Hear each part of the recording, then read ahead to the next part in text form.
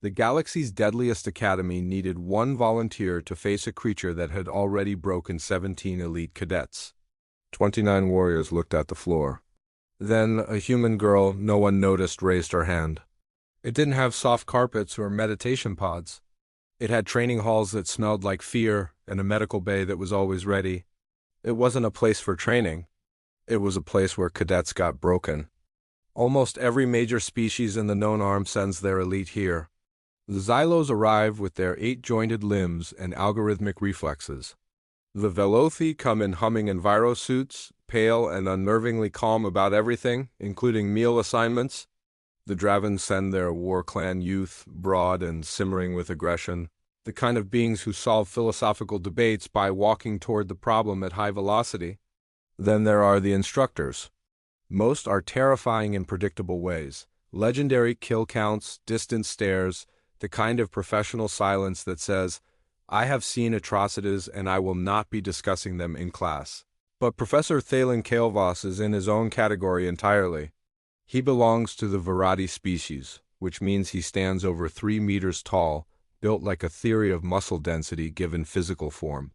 His skin is storm cloud gray with darker spiral patterns across his chest and throat. On a Virati, those patterns represent combat history layered so many times they've doubled over themselves. His eyes are molten bronze, actual molten bronze, and they move independently. He can track 2 threats simultaneously while staring through both. He has 42 confirmed kills in active service. He doesn't have them displayed anywhere. He doesn't need to. His class is called Applied Lethal Engagement. The catalog description reads, "A direct approach to real-world threat neutralization across multi-species combat theaters." What the catalog politely omits is that the threats are alive, the scenarios aren't simulations, and the medical wing has a pre-signed waiver for his students. Every new semester, a wave of cadets looks at that course listing and thinks, how bad can it actually be? I was one of those cadets. I know exactly how bad it can be. My name is Joran Vex, Thulian species, 3rd-year student, and the narrator of this particular miracle because calling it a disaster would be inaccurate. A disaster has a predictable ending. This had something else entirely. Survival is just the beginning. What comes after changes everything. 29 cadets sat in that room on the first day of Applied Lethal Engagement. Most were exactly what you'd picture, sharp, honed, physically overwhelming. The Draven sent 5 cadets who alone raised the room's average muscle mass by 15%. There were twin orthos from the binary system who moved like one mind controlling 2 bodies. And then there were the humans, 4 of them. They sat in the middle row, which I found fascinating. Most species huddle near the back on day 1, hoping distance from the instructor offers some magical protection. The humans sat dead center. Either they had no idea what they were walking into, or they were making a deliberate psychological statement. The first human was Marcus Doyle, broad, perpetually skeptical, arms crossed like the universe owed him money and always paid late.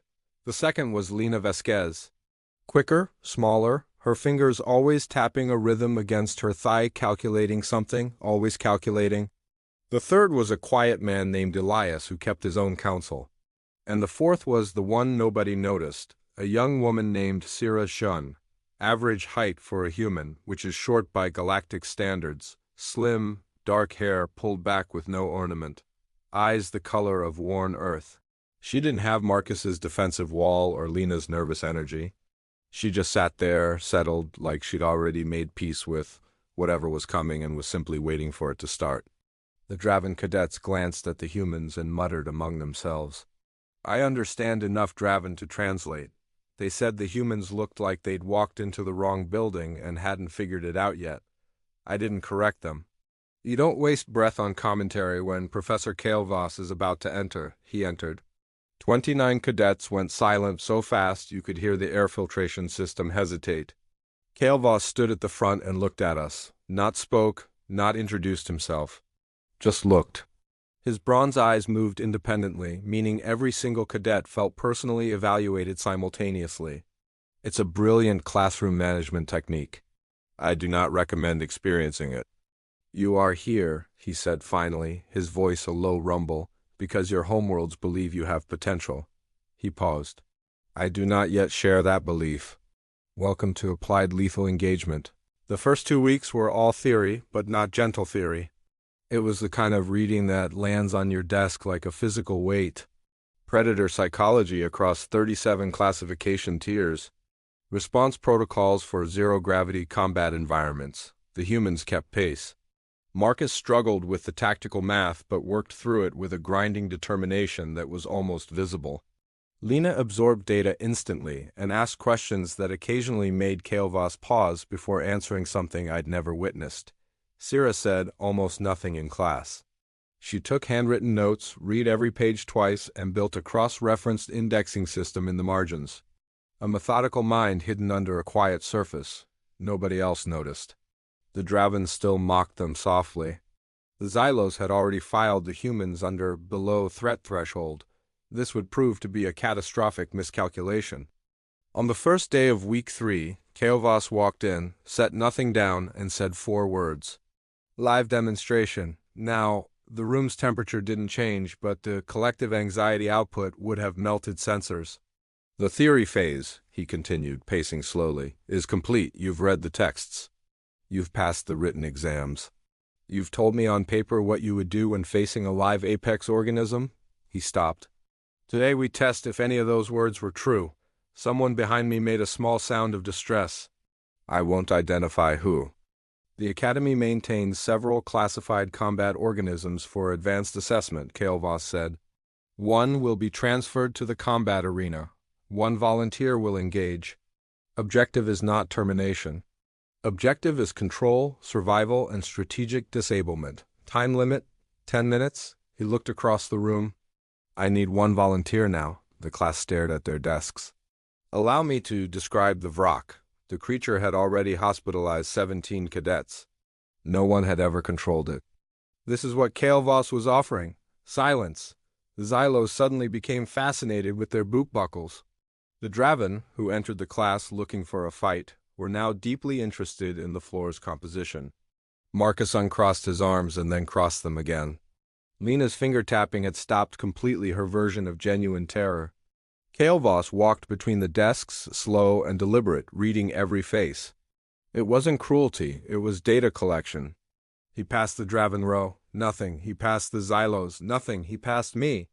I stared straight ahead and mentally recited my homeworld's evacuation protocols. He passed Marcus and Lena. He reached Sera. And Sera Chen raised her hand. Not fast, not theatrical. Her hand went up the way you ask for a glass of water. Calm, simple, final. The classroom fell into a kind of silence that is different from ordinary quiet. Ordinary quiet is just no noise. This was 29 beings simultaneously stopping all movement, all breathing, all unconscious fidgeting. The room didn't go quiet. The room held its breath. Kael-Voss stopped walking. He looked at Sera Chen. For 5 full seconds, he didn't speak. 5 seconds doesn't sound like much. But in Varadi communication culture, a 5-second pause from a superior after a subordinate's action means one specific thing. Absolute, genuine, uncalculated surprise. Varadi don't pause to think. Kael-Voss pauses to choose his words, and that takes him maybe 1 second max. 5 seconds of silence meant something had just happened that he had not predicted.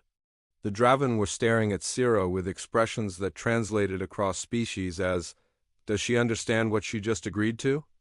The Xylos had abandoned their boot inspections. Marcus turned to look at Sera with something between respect and horror. Lena was perfectly still, but her eyes were locked on Kael-Voss, not Sera. Smart. "Cadet Chen," Kael-Voss said. "Yes, Professor. You are volunteering for live assessment." "Yes, Professor." He looked at her for another 2 seconds. "Report to Combat Arena 4 at the 3rd bell." The 3rd bell came 40 minutes later. The entire class walked to the arena together because Kael-Voss ordered all of us to observe. The walk was unlike any I'd experienced. Normally there's chatter, bravado, social posturing. This was silence and sideways glances.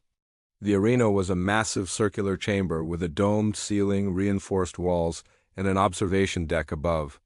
The floor was made of a material specifically designed for easy cleaning. I tried not to think about why that mattered. 2 entry gates, 1 for the cadet, 1 for the creature. Sera entered through the cadet gate and walked to the center. She wore standard training gear, No weapons, no armor, nothing. She looked around the arena the way you examine a new room you're trying to understand. Not afraid, just assessing. Marcus gripped the observation rail so hard his knuckles went white. Lena stood motionless, lips pressed thin. Kael-Voss watched from the far side. The creature gate opened. The Vrak emerged. I had read the reports. I had studied the anatomical charts. Nothing prepared me for seeing it in motion. It was enormous, not in the way you imagine when someone says large animal. It was enormous. In the way that makes your brain lag for a moment, struggling to accept the scale. Its plated hide caught the overhead lights dully. It moved with a rolling, six-limbed gait that was far faster than anything that size had any right to achieve. When its primary sensory cluster oriented on Sera Chen, it made a sound that traveled through the floor, through the rail, through my hands, and settled somewhere deeply unpleasant in my chest. Sera looked at it. The Vrak looked at her, all 5 sensory arrays locking on, and then it charged. Not a test. Not a warning. A full, committed, ground-shaking charge at the small human standing alone in the middle of the arena. The floor vibrated. The sound of 6 heavy limbs hitting the sealed surface was like a drum solo composed entirely of threats. Sera moved. She did not run for the walls. She did not try to climb. She moved slightly to the side and then stepped toward the charging beast instead of away from it. Marcus made a sound like a pressurized canister about to rupture.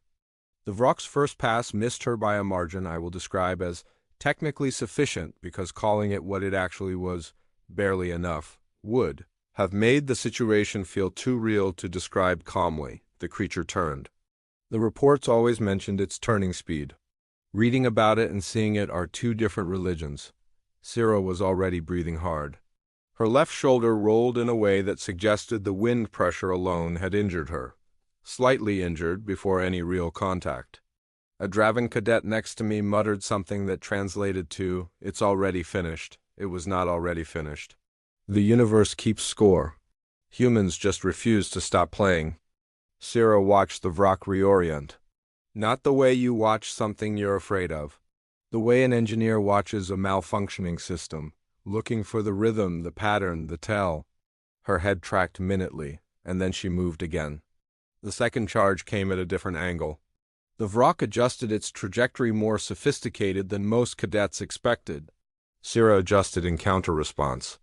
She let it come closer this time, which was either a brilliant calculation or the most horrifying mistake I'd ever witnessed. At the last possible nanosecond, she dropped her center of gravity, slid under the leading limb, emerged behind the creature, and struck it. Her forearm hit a specific nerve cluster between the 3rd and 4th sensory organs. The Vrak didn't fall, but it missed its next step. Just one, just slightly. For a fraction of a second, it stumbled. Every cadet at the rail made an involuntary noise. Sera was already moving, circling, never still. The Vrak charged a 3rd time. This time it connected. Its forelimb caught her across the ribs and sent her sliding 15 meters across the arena floor. She hit the padded wall and left a dent. Silence. Sera got up. Not fast, not dramatically. She got up the way you get up when standing is simply the next thing that has to happen, and you're going to do it because that's the sequence. She took a breath, rolled her neck. And then she started making sounds at the creature, not words. A combination of low-frequency tones and specific postural shifts. Later, I learned this was something humans call predator pacification, behavioral mirroring with vocal overlay, used on Earth to calm large, non-sentient threats. The Vrak's charge speed dropped on the 4th approach. The Draven cadet who had declared it finished was now silent. Everyone was silent. The 4th charge was slower. Sera timed it differently. She went inside the limb arc, took another hit, a hard one, across her back and shoulders, but used the creature's momentum to press against its underside and deliver 3 successive strikes to that same nerve cluster, harder, then a 4th strike with every remaining gram of force in her right arm. The Vrak stumbled, then its front 2 limbs buckled. Then the entire massive structure folded. 6 limbs collapsed. Sensory cluster hit the arena floor. Plates rattled against the sealed surface like a building coming down. The Vrak lay on the ground, Sera Chen stood over it, not triumphant, not raising her arms, just standing, breathing, bleeding from a cut above her eyebrow, her training suit torn across the back. Standing while the Vrock was not. The 10-minute timer, which I had completely forgotten existed, had not expired. She had done it in 6 minutes and 12 seconds. The arena was silent. The entire observation deck was silent. Marcus had both hands on top of his head, staring. Lena was smiling a small, private smile, like she had always known this was possible and had been waiting for everyone else to catch up. Kael-Voss moved. Not fast, he never moved fast, but with a different quality now as he descended to the arena floor. The Vrock was already beginning to recover, limbs cycling slowly, but Kael-Voss walked past it without a glance Verati behavioral shorthand for "you are irrelevant now," and stopped in front of Sera. He looked down at her. The height difference was vast. Sera looked up at him. "Cadet Chen," he said quietly. "Professor, how many times have you done this?" She met his gaze evenly. "Done what, Professor?" He gestured at the recovering Vrock. "This." Sera was quiet for a moment, then, "Not this exactly." "Different animals? Same pattern?" Kael-Voss processed that. "You've fought other apex predators." "Yes, Professor." "Where?" "Earth," she said simply. Another 5-second pause. "Earth does not officially have organisms at this classification level," and Sera Chen said, very calmly, very evenly, "With respect, Professor, Earth has organisms that make this one look like a training exercise." Kael-Voss looked at her for a long moment. Then he turned, walked back across the arena, ascended to the observation deck, and stood in front of 29 cadets who were all staring at him with expressions of stunned recalibration. "What you witnessed today," he said, his voice perfectly even, "is not mere technique. Cadet Chen has technique, and technique is acquirable with sufficient repetition." He paused. "What she demonstrated is something else. She demonstrated the decision not to stop. Under impact, under injury, under conditions that trigger every biological panic response a body possesses, she did not stop." He looked along the rail. "Most species stop when their body tells them to stop. That is not failure of courage. That is failure of override capacity." Another pause. "The human species has an override capacity I've encountered exactly 3 times in 31 years of instruction." The Draven cadets, who had arrived expecting to be the physical standard of this class, were very still. "Tomorrow," Kael-Voss said, "we begin practical assessments for the rest of you. I suggest you use tonight to recalibrate whatever assumptions you brought with you." His bronze eyes landed on no one and everyone. "Dismissed." We walked back to the main building in a silence entirely unlike the one we'd walked out in. The first walk had been nervous, anticipatory silence. This was the silence of a room after someone has changed the temperature and everyone is still adjusting to the new air. Marcus walked next to Sera and said nothing, which, from him, was a significant statement. Lena walked on her other side, still wearing that small, knowing smile. Sera walked between them, touching 2 fingers to the cut above her eyebrow, looking tired. The Draven said nothing about wrong buildings. The Xylos, whose perfect recall was already cross-referencing every second of the past 6 minutes against their threat assessments, walked with slightly adjusted posture. Subtle, but I noticed. I walked back thinking about Earth. I'd never thought much about Earth before. Most species in the Coalition don't. It's small, it's distant. It's classified as a mid-level death world, meaning the baseline conditions are hostile enough to qualify for the designation, but not extreme. Not Kril-4, not the Vorath Wastes. Just a death world, unremarkable. That classification has a critical flaw. It measures the environment without measuring what the environment produces. Earth has been trying to kill everything on it for 4 billion years. The things that survived that gauntlet, that climbed out of that specific filter and achieved sentience, are not the things that give up when their bodies say stop. They are precisely the things that look at something enormous and dangerous, and when the room goes quiet and everyone looks away, they raise their hand. And here is what stays with me, what I've thought about on countless nights since that day in the arena. Sera Chen went back to being unremarkable after that session. She sat in the middle of the room. She took her handwritten notes. She read everything twice. She didn't develop a reputation for drama or performance. She didn't become the person everyone stared at. She just continued to be exactly what she had always been, something none of us had properly looked at. The difference was that now we looked. Nobody mocked the humans after that, not openly, not in whispers, not in the private assessments of the Xylos or the muttered jokes of the Draven.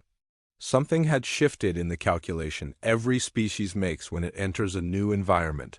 The ranking, sorting, measuring, filing. The humans had been filed under unlikely. That folder was now closed. Whatever replaced it didn't have a label yet because the right label hadn't existed before. The right label was something like, watch carefully, make no assumptions. And if the room goes quiet, pay attention to whoever is still moving. What humans are, what Sera Chen demonstrated in 6 minutes and 12 seconds on a sealed arena floor against a creature that had hospitalized 17 cadets before her, is not raw strength, it's not technique. It's not even intelligence, though they have that in abundance. It's the specific, strange, almost unreasonable quality of a species that evolved in a world that tried to kill them every single day, and instead of being killed, decided to keep going. When the universe says stop, humans ask, says who? Not heroically, not dramatically, just kept going. Because stopping was the other option, and stopping was not acceptable. That is what you're dealing with when you deal with humans. That's what the entire Interstellar War College learned from one quiet girl who raised her hand. The universe, I think, is still figuring out what to do with that information. So are we. If you made it to the end, drop a like for Ascension of Man and let us know in the comments, what's the quietest moment that ever changed your mind about someone?